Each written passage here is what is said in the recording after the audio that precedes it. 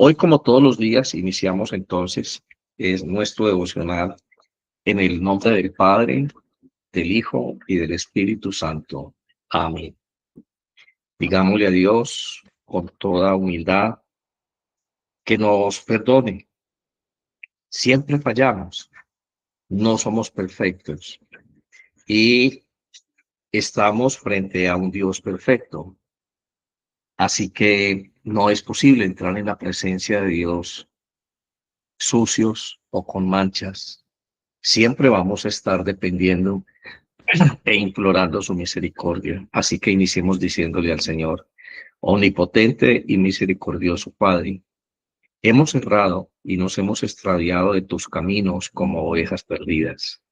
Hemos seguido demasiado los designios y deseos de nuestro propio corazón y hemos faltado a tus santas leyes. Hemos dejado de hacer lo que debíamos haber hecho y hemos hecho lo que no debíamos de hacer y en nosotros no hay salud. Mas tú, oh Señor, compadécete de nosotros, humildes pecadores. Libra, oh Dios, a los que confiesan sus culpas. Restaura a los que se arrepienten según tus promesas declaradas al género humano en Jesucristo nuestro Señor. Y por su amor, concédenos, oh Padre misericordioso, que de aquí en adelante vivamos una vida sobria, santa y justa para la gloria de tu santo nombre. Amén. Padre nuestro que estás en el cielo, santificado es tu nombre, venga a nosotros tu reino. Hágase tu voluntad en la tierra y en el cielo. Danos el pan de cada día y perdona nuestras ofensas, así como nosotros perdonamos también a quien nos ofende. Y no permitas que caigamos en la tentación y líbranos del maligno. Amén. Porque tuyo es el reino, el poder y la gloria por siempre jamás. Amén. Así sea. Hoy tengo un devocional, un tema para el devocional nuestro basado en un salmo. Así que vamos a iniciar la meditación leyendo el Salmo 43 y el título de nuestro devocional de hoy es Oración pidiendo justicia. Vamos a hacer la lectura del Salmo, luego vamos a hacer una breve introducción a lo que podría ser la aplicación práctica del Salmo para nosotros y luego una explicación muy pequeña acerca de lo que trata el Salmo y vamos a tener un tiempo de oración. La semana pasada oramos por los enfermos, hoy vamos a orar por justicia en nuestra vida. Primero leamos el Salmo y luego entramos en materia. Dice el Salmo 43, versión Reina Valera. Esta vez voy a usar esta versión. Dice, júzgame, oh Dios, y defiende mi causa. Líbrame de gente impía y del hombre engañoso e iniquo. Pues tú eres el Dios de mi fortaleza. Y hace una pregunta el Salmo, ¿por qué me has desechado? ¿Por qué andaré yo enlutado por la opresión del enemigo? Envía tu luz y tu verdad. Estas me guiarán, me conducirán a tu santo monte y a tus moradas. Entraré al altar de Dios, al Dios de mi alegría y de mi gozo. Y te alabaré con arpa, oh Dios mío, porque te abates, oh alma mía, y por qué te turbas dentro de mí. Espera en Dios, porque aún he de alabarle, salvación mía y Dios mío. Bueno, varias consideraciones antes de entrar un poquito en el contenido del Salmo. Tenemos, en primer lugar, un Salmo en el que se presenta un diálogo con Dios. En primer lugar, dice, júzgame, oh Dios, está hablándole a Dios, pero al final del Salmo, en el versículo 5, termina el salmista hablándose a sí mismo, hablándole a su alma, y le dice, ¿por qué te abates, oh alma mía, y por qué te turbas dentro de mí? Espera en Dios, porque aún he de alabarle, salvación mía y Dios mío. El salmista empieza orando a Dios y alabando a Dios, presentándole a Dios su causa, lo que él considera que es injusto en su vida, y diciéndole a Dios y reconociendo que Dios es su fortaleza, y diciéndole que se siente olvidado, que se siente desechado. Y le pregunta a Dios, ¿por qué tendré yo que andar enlutado por la opresión de mis enemigos? Está hablando con Dios y lo está haciendo de una manera muy sincera y muy honesta. Está abriéndose completamente a Dios y le está exponiendo sus sentimientos. ¿Cómo lo afecta la situación de injusticia que está viviendo? Aunque Dios conoce nuestras palabras antes de pronunciarlas, nosotros no somos Dios. Así que nosotros debemos pronunciar esas palabras porque es nuestra verdad. En nuestra relación con Dios es importante no conocer la verdad de Dios, sino expresar nuestra verdad, porque ese es el punto de encuentro, la verdad de Dios y nuestra verdad. Nosotros podemos decir de una manera genérica que Dios es misericordioso, pero no pasa de ser una generalización de la fe hasta tanto yo exprese a Dios cuánto necesito su misericordia y su generosidad en mi vida, específicamente en este punto.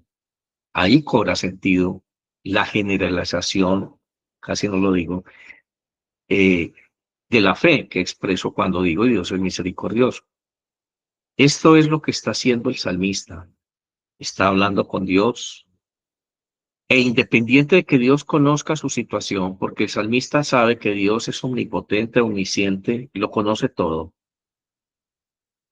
él está partiendo de su realidad, de su estado de conciencia, de su estado emocional, de lo que es en ese instante.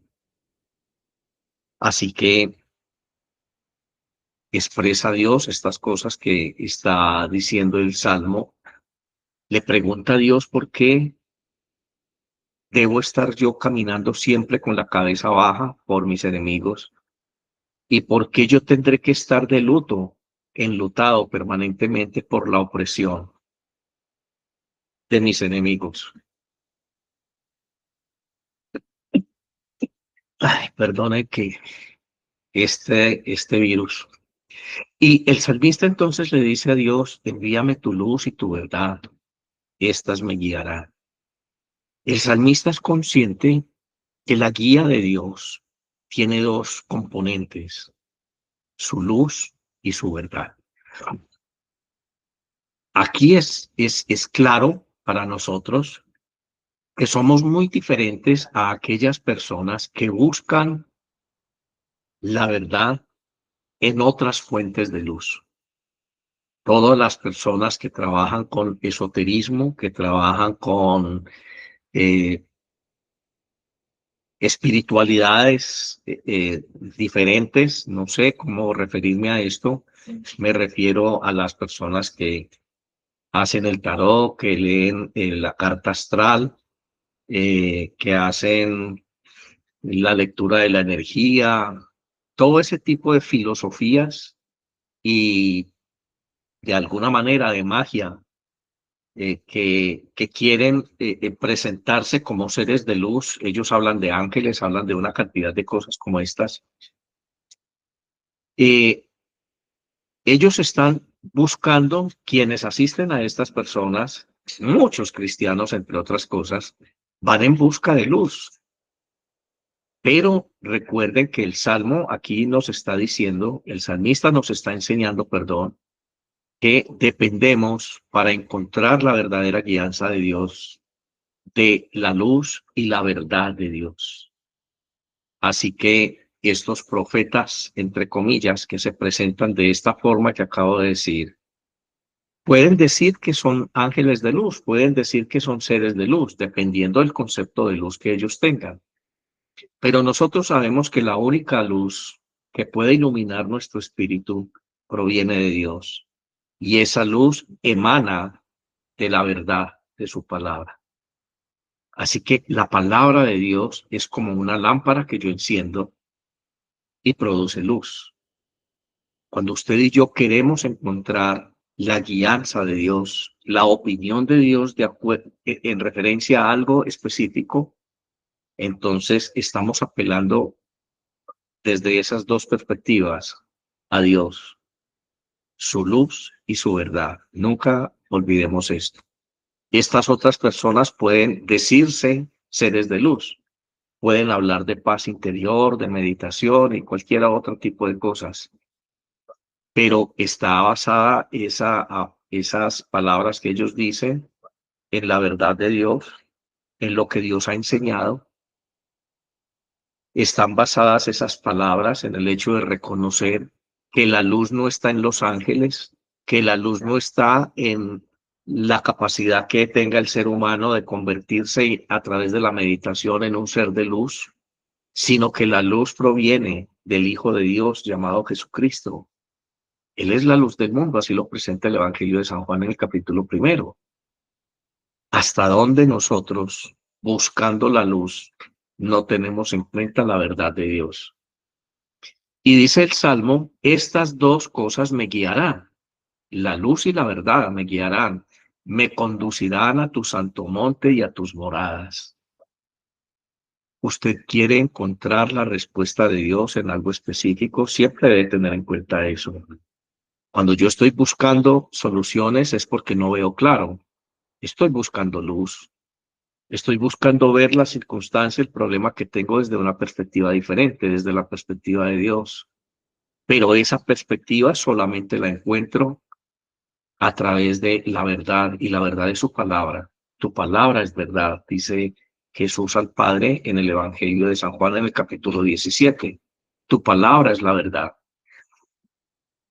Estas dos me guiarán, dice el salmista. Y después de tener eso bien claro en su mente, después de estar bien persuadido de esto que acabamos de mencionar, entonces se habla a sí mismo. Entonces le habla a esa área de su vida que está en oscuridad y le dice, ¿por qué te abates, oh alma mía, y por qué te turbas dentro de mí? Espera en Dios, porque aún he de alabarle, salvación mía y Dios mío. Espera en Dios, porque mientras tanto tú sigues angustiado allí, tú sigues allí buscando luz, yo continuaré alabando a Dios. Espera en Dios porque aún he de alabarle, porque conozco que Él es mi salvación y mi Dios. Ese estado de conciencia de que Dios es tu salvación y la fuente que inspira tu alabanza, ese Dios Espíritu Santo que mora en ti, es un área de tu vida que habita únicamente en tu conciencia espiritual. Nunca permitas que tu conciencia espiritual se contamine con tu conciencia natural, que en este caso el salmista alegóricamente se refiere como alma. En el alma humana está toda la condición de la humanidad, su fragilidad y su fortaleza, su inteligencia y su fragilidad. En tu conciencia espiritual no existe la debilidad, no existe la duda, no existe sino una sola verdad, y es la verdad de Dios. Esa verdad es la que ilumina tu conciencia espiritual. Y la fuente de iluminación de tu conciencia espiritual es la palabra. Esa es la verdad de Dios. Así que, hermanos, si queremos saber qué cantidad de luz de Dios hay en nosotros, esto está íntimamente relacionado a la familiaridad o conocimiento que tengamos de la palabra de Dios. A través de la palabra de Dios conocemos su carácter, conocemos cómo piensa, conocemos su forma, su ternura, su amor, la forma en que ama, su tolerancia, la forma en que actúa en nuestra vida. Respetamos la forma en que Él actúa en la vida de los demás, porque no obra de la misma manera en todos. Cada uno de nosotros somos únicos en su presencia. Somos una creación única, y eso lo sabe Satanás. En otras ocasiones hemos dicho que la forma en que Satanás nos está tentando es diferente, porque Satanás es experto diseñando un traje a la medida para cada uno de nosotros. Él conoce nuestras preferencias, nuestras debilidades. Él conoce todo lo que debe saber para poder enviarnos un mensaje sugestivo que nos toque, que nos mueva el piso, hablando en términos más populares. Dios también lo sabe hacer, pero Dios nos mueve a misericordia. Dios nos mueve en su amor y se nos revela a través de su amor. No hay algo más sublime para la vida de un ser humano que el estímulo del amor. Somos hijos de un Dios de amor y todos nosotros respondemos al amor. El amor nos desarma. Dice la escritora en el libro de Proverbios que una palabra blanda o suave aplaca la ira y una palabra áspera, dura, cuando estás gritando, enciende la ira en el otro. Respondemos a la agresión emocionalmente. Fuimos hechos para eso. Así que si queremos una respuesta adecuada de los demás para nosotros, es importante que nos esforcemos expresando el amor de Dios, la comprensión, la ternura de Dios en nuestras palabras. Pero recordemos que también Dios es justicia. Y para el contexto de lo que estamos tratando, la justicia es la verdad. Esa es la justicia. Nunca podrá hacerse justicia si no se parte de la verdad. En los tribunales humanos, los juicios siempre conducen a eso. Hay una persona que acusa y hay una persona que defiende. El juez trata de ser imparcial y hay unas normas que conducen el rigor del proceso que se está adelantando, cómo evaluar las pruebas, cómo calificar la conducta humana. Con todo, el juez debe tratar al máximo de ser imparcial y ajustarse única y exclusivamente a la verdad. Cualquier duda se resuelve a favor del acusado. No lo puedo condenar porque no puedo decir a ciencia cierta, más allá de toda duda, que es culpable. Así que moralmente tengo que excusarlo. Es igual con Dios.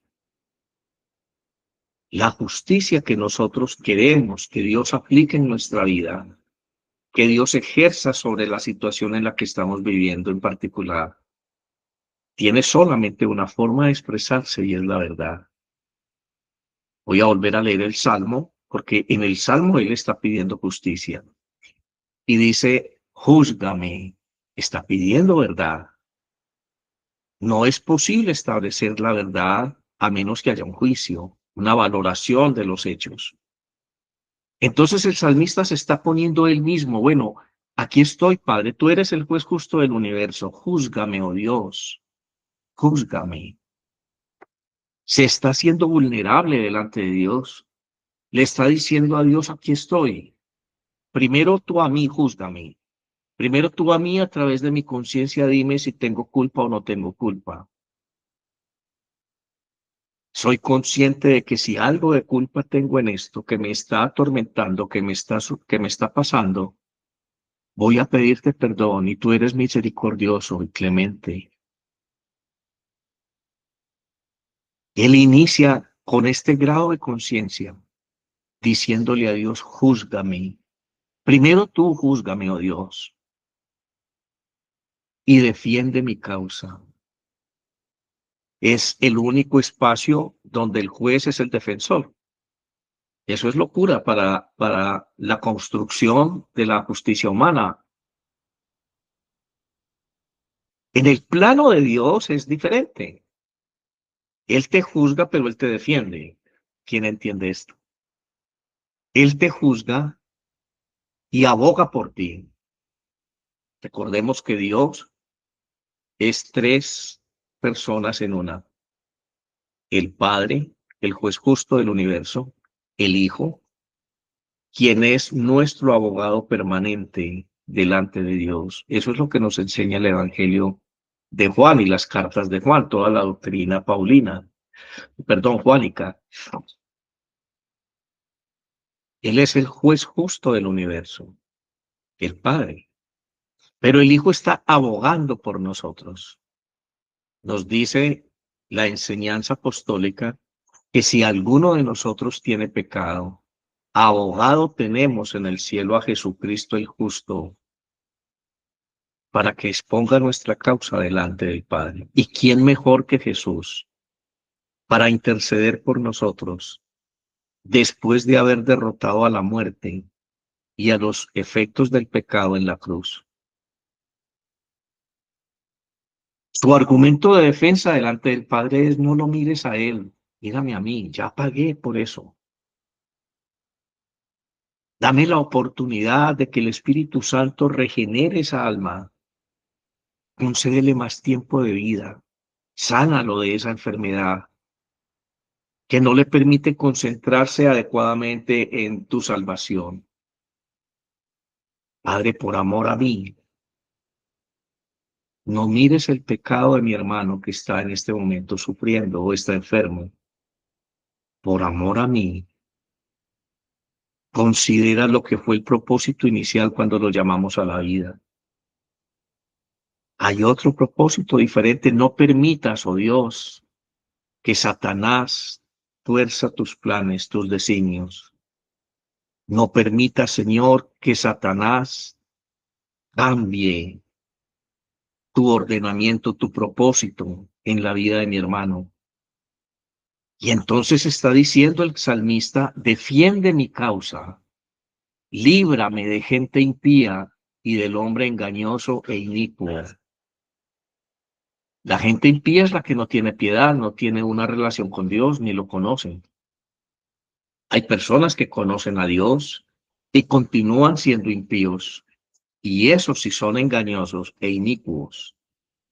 Esa palabra inicuo tiene una profundidad espiritual muy amplia que no vamos a tratar aquí en este instante. Simplemente vamos a decir que inicuo es despreciable, es abominable delante de Dios. Un inicuo lo hace con conciencia, conoce a Dios y lo desafía, conoce a Dios y se opone a Dios. Bueno, la gente impía es simplemente gente que no conoce a Dios. Es simplemente gente que no ha tenido la oportunidad de conocer la gracia de Dios en Cristo Jesús. Pero tanto la gente impía como los inicuos son instrumentalizados por nuestro archienemigo, aquel que quiere robarte la oportunidad de la vida eterna, aquel que quiere destruir en ti y en mí la imagen de Dios que está plasmada por creación en nosotros. Entonces nosotros, por no conocer a Dios, por no tener luz suficiente en nuestro interior, en nuestra conciencia espiritual, llegamos a un estado de confusión y de angustia. El alma, la razón humana no comprende estas cosas, porque son cosas que solamente se entienden por el espíritu. Así que el alma obviamente reacciona como ella puede y sabe reaccionar: con miedo, con temor, con angustia, con depresión, con opresión, con inseguridad. Pero cuando nos sentimos así frente a un problema, frente a una situación de injusticia, entonces lo primero que hacemos es decirles: oh Dios, júzgame, establece tu verdad en mí. y defiende mi causa. Supongamos que la injusticia de la cual estoy siendo objeto, supongamos que tiene razón de ser. Supongamos que el enemigo Satanás está instrumentalizando a los impíos y a los inicuos en mi contra. Entonces los seres humanos han formado situaciones de vida, situaciones específicas, circunstancias que me oprimen, que me acosan. Recordemos que la lucha no es contra sangre y carne, sino contra entidades, contra seres espirituales en las regiones celestes. Y cuando Dios ha establecido su verdad, que es su justicia en mí, entonces Él defiende mi causa. Él tiene un argumento como abogado para decirle a Satanás: bueno, Satanás, ¿qué tienes en contra de Alejandro que está tan mal? Es que Alejandro hizo esto, esto y esto, y yo tengo derecho, o al menos tengo una posibilidad legal para afectarlo porque él mismo la propició. Entonces Dios le va a decir: acaba de hablar conmigo y me pidió perdón. Y mi gracia ahora está en su corazón. Ese lenguaje para Satanás es locura. Lo desarma el amor de Dios. Le quita a Satanás y al infierno todo poder que quiera tener sobre tu vida. Toda circunstancia que haya querido eh, eh, crear en tu contra a través de terceros, se desarma en un segundo. Porque Dios te perdonó, su justicia está en ti. Él es tu abogado. Satanás puede decirles que Alejandro acabó de matar y comer del muerto, y Dios le va a decir: yo lo acabo de perdonar. Es que mire que él la semana pasada hizo esto, yo lo acabo de perdonar. Porque soy el juez justo del universo. Porque todo ocurre en mi tiempo. Y Dios es un eterno presente para ti y para mí. No te dejes angustiar en tu alma por cosas del pasado. No permitas que la culpa siga conviviendo contigo. En este momento, en este instante, en este presente, son las 7:45 de la mañana. Hoy es miércoles 6 de noviembre. En este instante, Dios puede establecer su justicia en tu corazón. Antes de pedirle a Dios que te libere de la injusticia de no tener un empleo, de la injusticia de perder tus bienes de una manera absurda, de la injusticia de tener que recibir el dinero en tus manos y que se vuelva agua, de la injusticia del desamor de tu familia, de la injusticia del maltrato en tu empleo, de la injusticia que tú puedas determinar en este momento que está afectando tu vida. No luchamos contra carne y sangre, hermanos, luchamos contra seres espirituales de maldad y vivimos en un mundo inicuo de labios mentirosos, como lo dice el profeta Isaías en el capítulo 6. Ay de mí, que he visto a Dios y soy un hombre de labios inicuos y habito en un pueblo de labios inicuos. Necesitamos la justicia de Dios impresa en nuestro corazón. Y esa justicia es la base de mi fe. En el segundo versículo está dando una razón a Dios, pues tú eres el Dios de mi fortaleza. La fortaleza es la consecuencia del consuelo. ¿Cómo viene el consuelo divino a mi vida? Muchas veces la gente me pregunta en la asesoría pastoral: ¿cómo hago, obispo, para entender el consuelo de Dios? Deje que Dios establezca su justicia en su corazón. Y esa justicia va a ser su consuelo. Estoy consolado.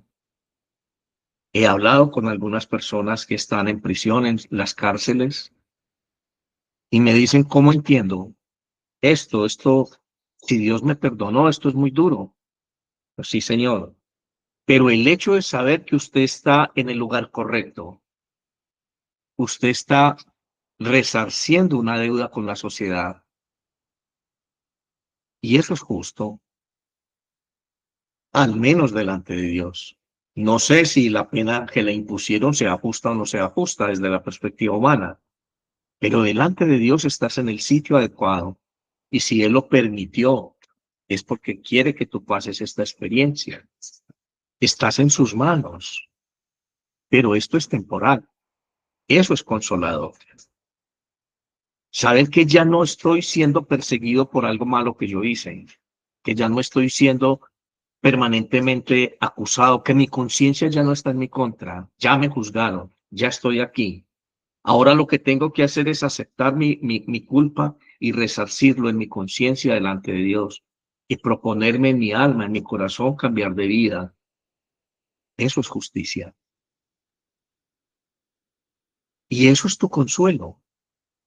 Así que la fortaleza de la que habla el salmista es una derivación de la justicia de Dios. Es la consecuencia directa de la justicia de Dios en nosotros. El problema de los seres humanos es que queremos sentirnos consolados siendo injustos. Y no opera así con Dios. Dios nunca va a consolar la injusticia. Nunca se va a solidarizar con la injusticia. Por eso cuando una mujer aborta y tiene una grave afección de conciencia, nunca va a recibir consuelo ni paz en su interior hasta tanto no establezca la justicia de Dios en su corazón. En la medida en que esta mujer insista en justificar lo que hizo, en la medida en que esta mujer insista en tratar de convencer a Dios que ella tenía razón, la justicia de Dios no va a poder consolarla y traerle la paz y el tormento, librarla del tormento en su mente, porque espíritus de muerte y pactos de sangre por haber derramado sangre de su hijo están en su contra. ¿Cómo la va a defender Dios? Quiere tener consuelo, pero no quiere, lo quiere hacer en su justicia. Y eso no opera de esa manera. Así que después de que el salmista ha reconocido esto, ha pedido justicia y le ha dicho a Dios, defiéndeme, eso trae fortaleza a su espíritu, obviamente. ¿Y de dónde proviene esa fortaleza? De la paz de su conciencia, de la verdad que ha acabado de establecer con Dios. Hace 2 segundos mi verdad es que yo era culpable. Mi verdad es que yo fui malo y obré mal. 2 segundos después, ya pasaron 2 minutos, ya son las 7:48. Pasaron 2 minutos, hace 2 minutos atrás estábamos diciendo que eran las 7:46. Hoy entonces, 2 minutos después, podemos decir, fui perdonado por Dios. Ya no hay nada que me acuse en mi conciencia. La misericordia de Dios tomó mi espíritu y eso me fortalece. No importa qué piensen de mí, no importa cuánto juicio traiga sobre mí este mundo, no importa cuánto tarden mis familiares en comprender que ya dejé de ser un alcohólico, quizá vayan a tomar años para entender que, hombre, realmente este hombre sí cambió. Yo no sé cuál sea la circunstancia, pero mi fortaleza es que en mi momento presente ya fui libre y ya ese espíritu de adicción no puede tocarme, no me puede esclavizar como antes.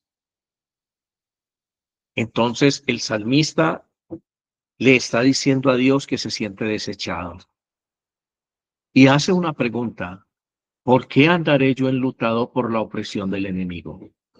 Claro, si ya apeló a su justicia, Si ya realizó el proceso de acercamiento a Dios, pidiéndole a Dios, primero júzgueme y luego defiéndame. Deme esa opción. Jesús mismo está intercediendo por ti en ese sentido en este momento.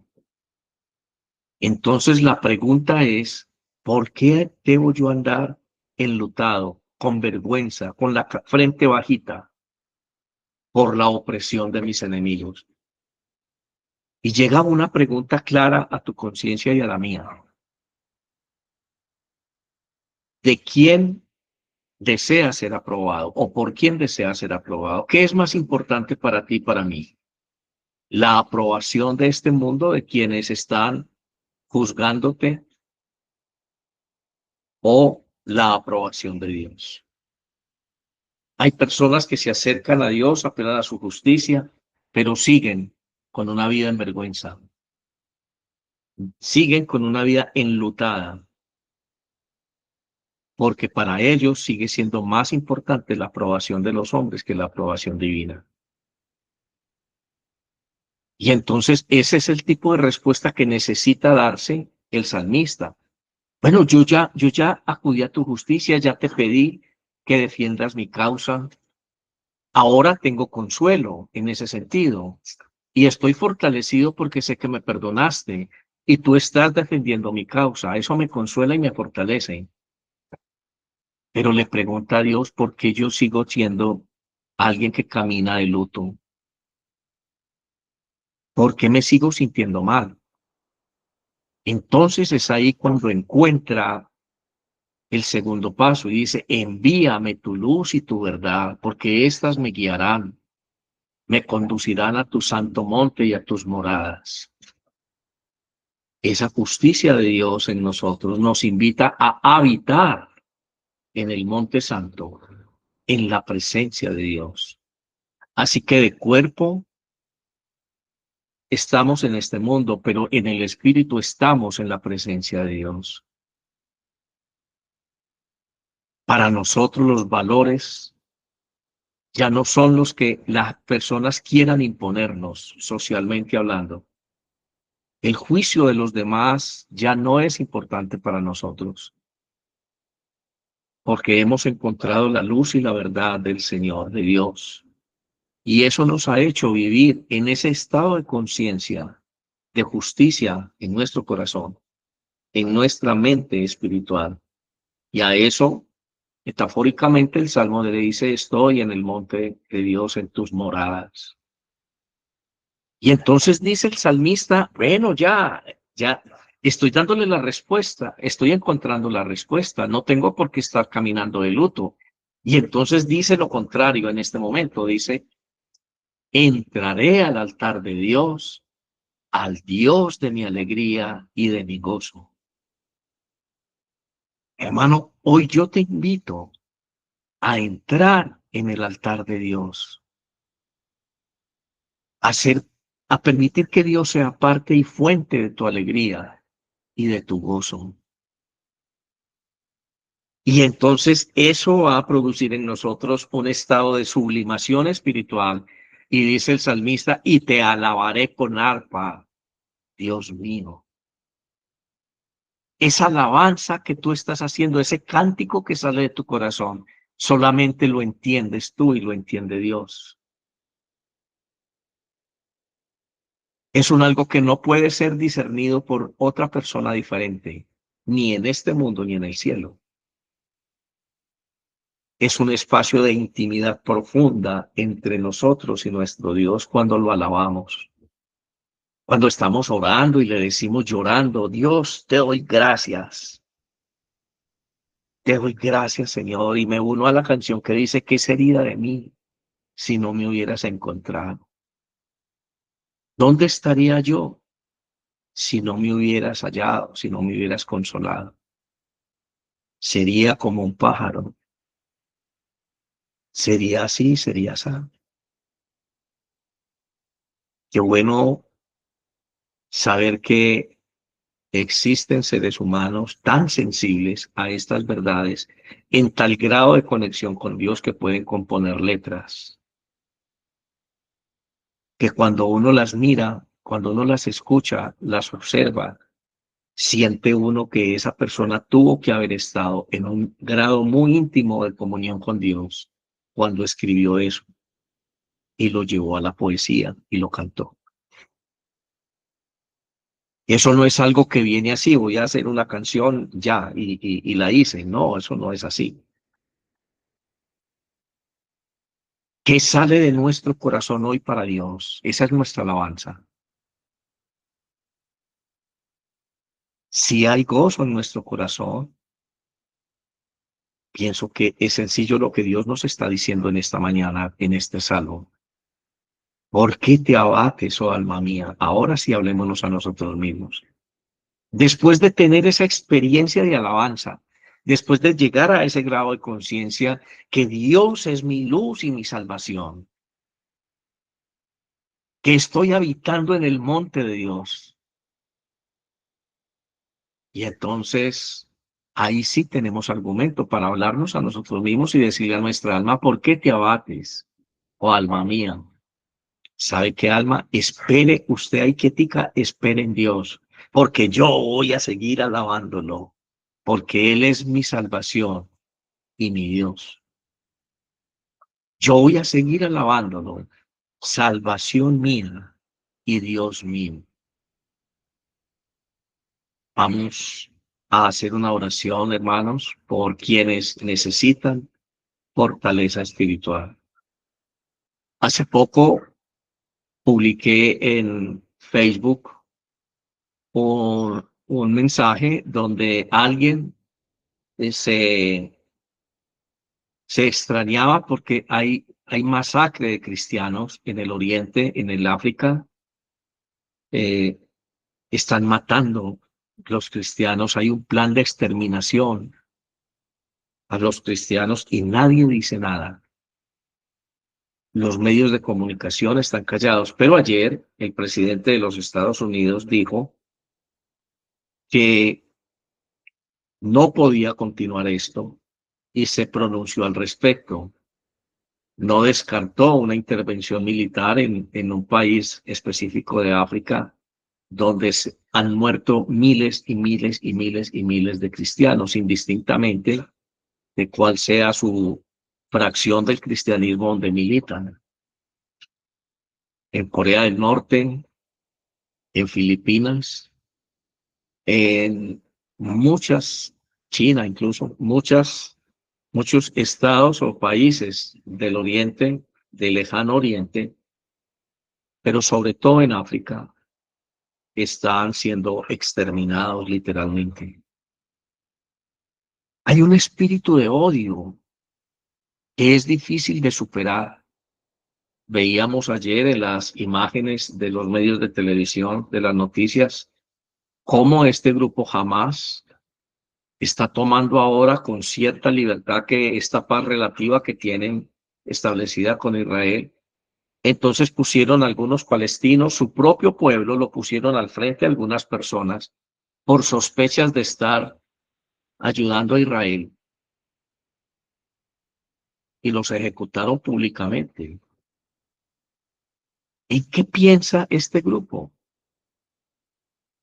No respetan la vida de su propio pueblo y dicen que son los que están tratando de liberar a Palestina de la opresión de los judíos. ¿A quién están tratando de liberar? Cuando tienen una respuesta agresiva, militarmente hablando, de Israel, entonces se esconden y se camuflan entre la población. Les importa cinco si la población tiene alimentos o no y si tienen que estarse desplazando para evitar las bombas. Y cuando tienen un medio respiro de paz, entonces cogen algunas personas y las ponen y las ejecutan. ¿En qué están pensando, Dios mío? ¿Cómo interpreta uno una izquierda en Colombia que dice luchar por los derechos del pueblo, asesinando y esclavizando personas a través de la droga, violando niños, apoderándose ilegítimamente del dominio de ciertos territorios, donde solamente vale su criterio de justicia y donde solamente se debe considerar el propósito del dinero que ellos quieren conseguir y para qué lo usan. Para seguir auspiciando regímenes totalitarios. Saben que en estos días estuve de nuevo leyendo un poquito acerca de Carlos Marx y es impresionante en algunos escritos de Marx cómo se declara ateo y odia a Dios, lo odia. Y en esos, en ese estado mental de odio hacia Dios, queriendo igualar a Dios, queriendo enseñarle a Dios lo que es justicia, entonces recibe la revelación o él mismo, influenciado por ese odio que sabemos de dónde viene, establece el manifiesto comunista. Algo que todavía están replicando más de un siglo y largo después algunos personajes del siglo XXI. Dios mío, hay tinieblas sobre este mundo. Hay ya persecución por nuestros hermanos en la fe. Hoy quiero orar por ellos. Creo que muchos de ellos hoy quisieran tener a alguien que pudiera compartir con ellos el Salmo 43. Ellos no pueden tener esta opción que ustedes tienen de estarme viendo en este en vivo. Ellos no pueden tener una Biblia en la mano. Dependen de la palabra de Dios que hayan guardado en su corazón y en su mente. Hermano, un día nuestra vida literal va a depender de lo que sepamos de Dios. Rompamos la indiferencia. No pensemos que eso está ocurriendo en África y ya. No, está ocurriendo en un lugar donde son aproximadamente unas 18 horas de vuelo.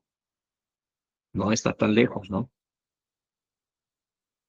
En este mundo globalizado, esas ideologías están entrando a diario en una sociedad indiferente, en una sociedad que se deja permear por discursos de odio, en una comunidad cristiana que todavía fomenta el odio y la separación. Ve uno en estos espacios en TikTok que algunos personajes quieren hacer batallas, lo que TikTok dice batallas, temas de discusión para que se abra un diálogo. Y cogieron las doctrinas diferentes de Dios. Y entonces el uno descalifica al otro y el otro descalifica al uno y se tratan de una manera terrible. Y piensa un hombre, realmente estos dos sí son cristianos. No caen en cuenta que están siendo instrumentalizados para seguir dividiendo el pueblo de Dios. ¿Qué imagen tienen las personas de los sacerdotes? Hablando de los sacerdotes, me duele que todos los días recibo no menos de 10, 12 invitaciones de homosexuales diciéndome cosas, porque parten del hecho de que soy sacerdote y que tengo que tener esa inclinación. Lo dan por sentado, lo dan por hecho, lo que invita a uno a considerar que en algún momento ya lo están haciendo. Si lo hicieron conmigo es porque la semana pasada lo hicieron con otra persona y les está dando resultado porque si no, no lo estuvieran haciendo. ¿En qué mundo vivimos, hermanos? Acaba de celebrarse una convención de iglesias cristianas en los Estados Unidos de las Asambleas de Dios. Más de 250 delegados tratando el tema del abuso sexual por parte de pastores. Como pastores y líderes de la iglesia callaron por mucho tiempo el abuso sexual al que eran sometidas las esposas de los hermanos cuando llegaban a pedir consejería. sus hijas y los niños. Entonces, si yo sé que tú lo estás haciendo, no voy a decirlo y tú tampoco vas a decir lo mío, hasta que la justicia ordinaria los obligó a que tuvieran que reunirse y considerar esto antes de que la cosa fuera peor. ¿Cuánto hace falta que nosotros, los que estamos ordenados sacramentalmente para servir en la iglesia, seamos reforzados diariamente en esta verdad del Salmo 43? ¿Cuánto dependemos nosotros de la oración de ustedes y ustedes de la nuestra? Sabe que lo que está matando la iglesia cristiana en este tiempo último es la indiferencia. No dejamos de ser islas. Yo escucho el mensaje, Diosito me bendice y yo sigo en lo mío y cada cual que se defienda como pueda. Así no opera Dios. Hay bendiciones que solamente van a llegar a tu vida y a la mía a través del cuerpo de Cristo. Hay bendiciones que solamente van a llegar a tu vida y a la mía en medio de la comunidad de los santos. Oremos. Padre, nos presentamos delante de ti en medio de muchas dificultades y confusiones. Presentamos también a nuestros hermanos que están siendo perseguidos, asesinados y torturados 21 siglos después. La historia no cambia, Señor. Te pedimos que hagas justicia en sus vidas, que defiendas la causa de tu pueblo y que liberes, oh Dios, a tus hijos que están siendo perseguidos de todo ataque, de toda convicción que Satanás quiera poner en sus mentes acerca de que tú los has abandonado. Tema de este salmo, Señor, es preguntarle a nuestra alma por qué se abate. Permítele, Padre Santo, a esta fracción de tu pueblo, de nuestros hermanos que están siendo masacrados, que ellos puedan decirle a sus almas: no te abatas, alma mía, porque yo sigo adorando y confiando en mi Dios, que es mi fortaleza y mi salvación. Padre Santo, hay tantas injusticias. En este instante, cada uno de nosotros presentamos delante de ti una condición particular de injusticia en nuestra vida. Igual que el modelo del Salmo, te pedimos, Señor, que nos juzgues.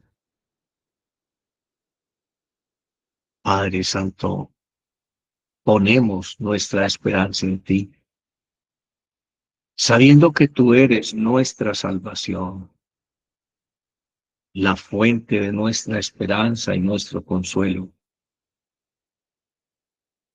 Entonces podremos alabarte con alegría, oh Dios, porque solamente en ti encontramos refugio.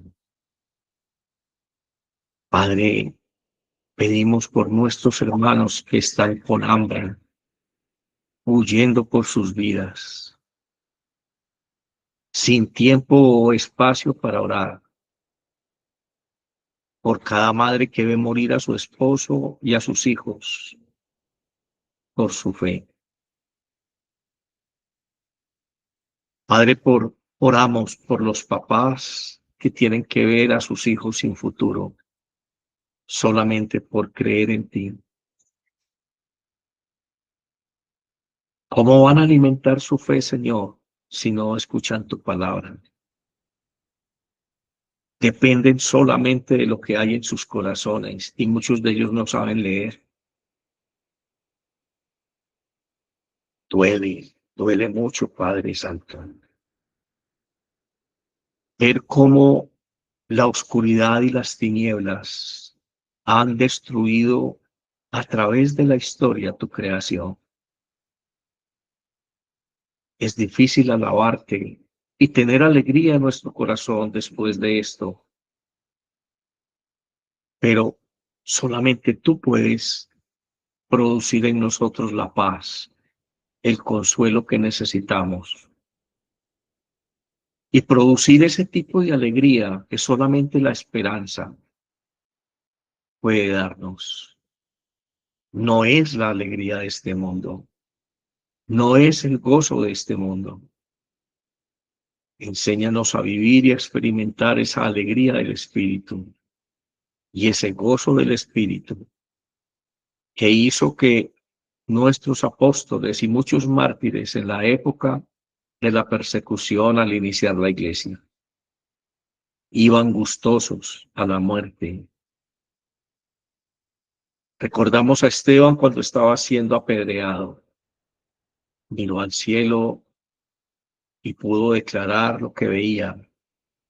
Veo a Dios, veo el cielo, veo cómo se abre el cielo para recibirme. Y más odio generó en quienes lo apedreaban y murió. Ese tipo de fortaleza y ese tipo de consuelo y alegría necesitamos aprender. De eso depende, Señor, nuestra convivencia. De eso depende, Señor, nuestra supervivencia también y la de nuestros hijos. Ten misericordia, Señor, y establece tu justicia en nosotros. Amén y amén. Dios les bendiga, hermano. Muchas gracias por este momento de oración y meditación. Dejo en ustedes la carga de petición de oración por nuestros hermanos que están siendo perseguidos y muertos por millares en África y por la ideología de género, de odio y de justicia social mal enfocada que está cayendo sobre todo el planeta, sobre todo el mundo. Oramos por la indiferencia de la iglesia, porque se centraron en un discurso basado en el intercambio. Yo hago y tú me das. Algo que solamente persigue y busca satisfacer los caprichos de la ambición humana. ¿Quién podrá salvarse, Señor? Ya el Salmo en algún momento preguntaba, ¿quién podrá entrar delante de ti? Solamente hacer justicia y misericordia. Padre, gracias por este día. Hermanos, gracias a ustedes por este día. Les deseo lo mejor. Nos vemos mañana a las 7 de la mañana, hora de Colombia. Bendiciones para todos. Gracias.